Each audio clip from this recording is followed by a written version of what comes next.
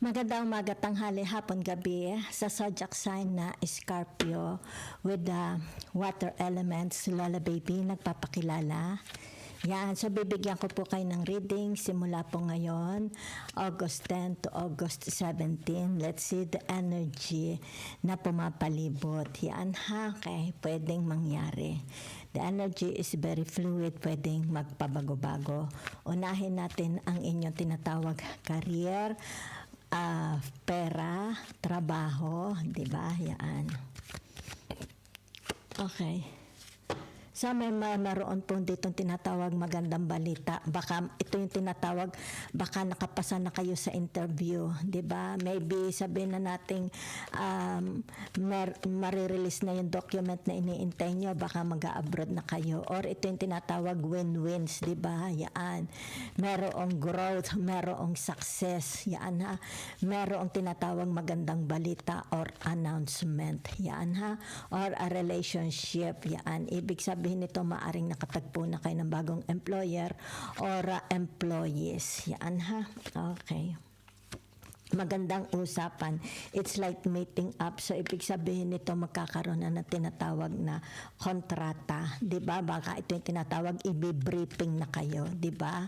Yan, kasi narito ang tinatawag the Hierophant. Yan ha. So, magandang balita po yan. May kinalaman sa inyong career, pamemera. Okay? Yan. So, ibig sabihin nito, yung tinatawag na mga, it's yung tinatawag na, ano itong mga importante siguro, di ba, na baka may mga maaaring makakabayad na kayo sa utang ninyo. Ibig sabihin nito, yung tinatawag na, it's more about wala na kayong magiging worries sa inyong pamemera, sa inyong trabaho, sa inyong kinakaharap na, anong tawag dito, career. Yan ha, okay. Wala na po kayong worries, wala na kayong tinatawag alalahanin, di ba? Yan.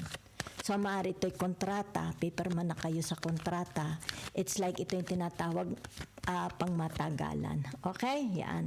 So, yan po ang nakikita ko sa inyo, ha? So, ibig sabihin nito, yung tinatawag na mga worries ninyo. Kung kayo may mga worries, wag na kayo mag-alaala. Yan, ha? Sapagkat mukhang gumaganda. Yan, gumaganda. Dahil narito sa tinatawag Ace of Swords, ang the Venus Libra. It has something to do about money. Diba? Yan. So, punta naman po tayo sa inyong relationship, pag-ibig, di ba? Ibig sabihin nito pwedeng, kung anumang klaseng pag-ibig ito, pamilya kasama na rin mga kaibigan, di ba? Kamag-anak, yan, mga in-laws. Tingnan natin, ha? So, naririto ang tinatawag the Five of Cups, di ba? Pangungulila. Maaaring nangungulila ang inyong asawa sa inyo, di ba? Nangungulila. Yan, ha? Kung kailan kayo uli makikita, maaring kayo ang nangungulila, di ba? Yan.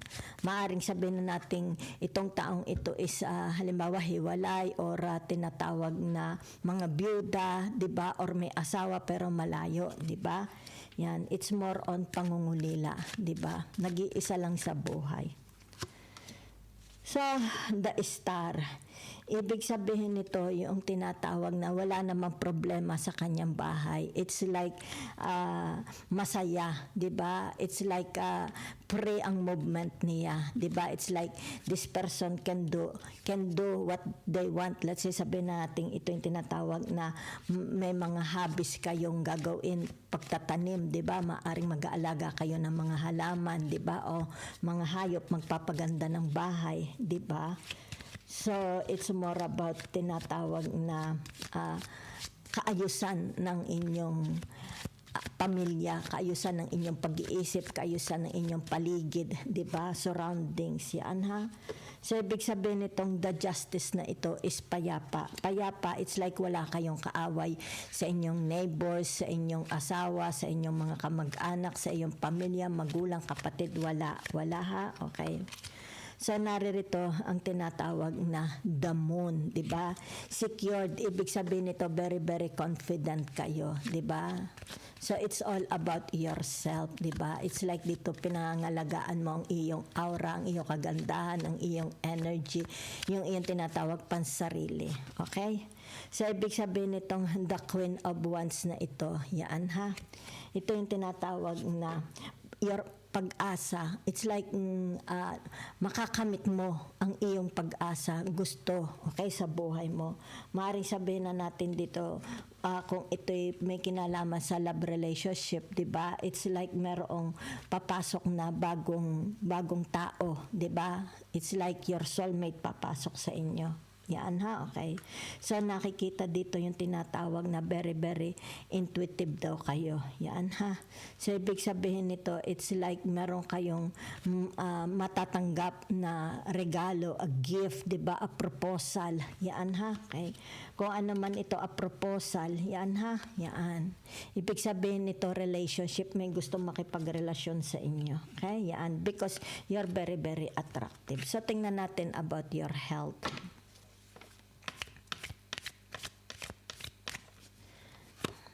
Yan. So, ibig sabihin nito, yung tinatawag na pagka kayo masyadong sobrang pagod, di ba? Yan. Madali kayong mapagod. Yan, no? Yan. So, iwasan mo na ang magpakapagod, sobrang trabaho, di ba? Halimbawa, pagbubuhat, kung ano man ito, okay? Dahil it's like, ang nakikita ko sa inyo dito, madali kayong mapagod. Mukhang may problema kayo sa inyong tinatawag na health, di ba? So, ang ibig sabihin nitong tinatawag na the King of Swords, yan ha, magpahinga or tinatawag magpatulong. Okay? Halimbawa, para hindi mo, it's like wag mong iyunin, di ba? Wag mong sakupin, yan ha. Para hindi kayo mapagod. Dahil it's like siguro yung immune system ninyo or yung respiratory system ninyo, it's about your health, di ba?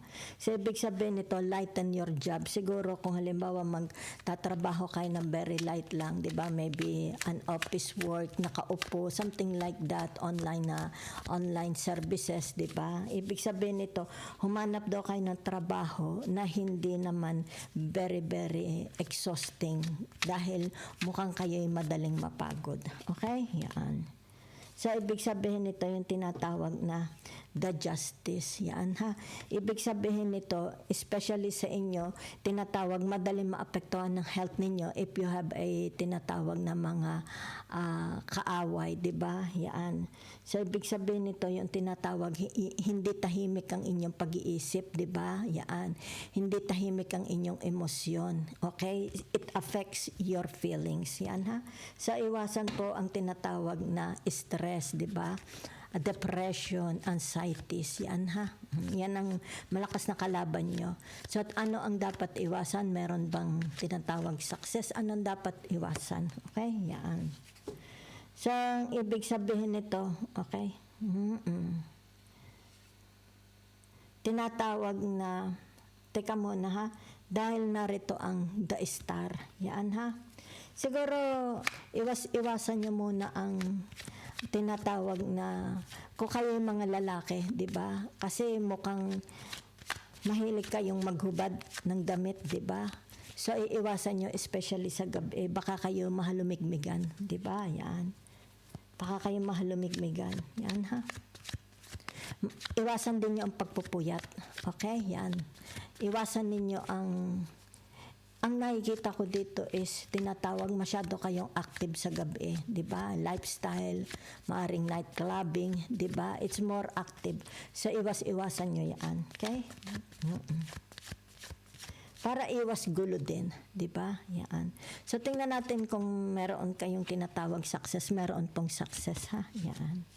It's like tinatawag bituing, maningning. Yan.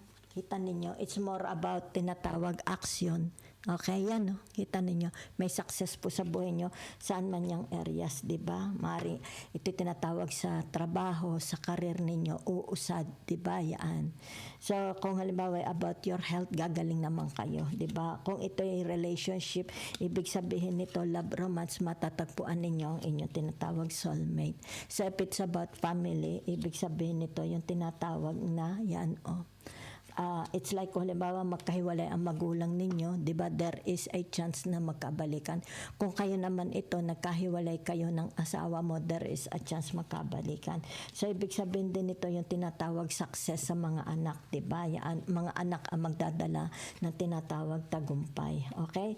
So, for some of you here, ibig sabihin nito yung tinatawag na magkakaroon ka, it's like magkakaroon ng realization sa buhay ninyo. Diba? It's more about awakening. Diba? Yan.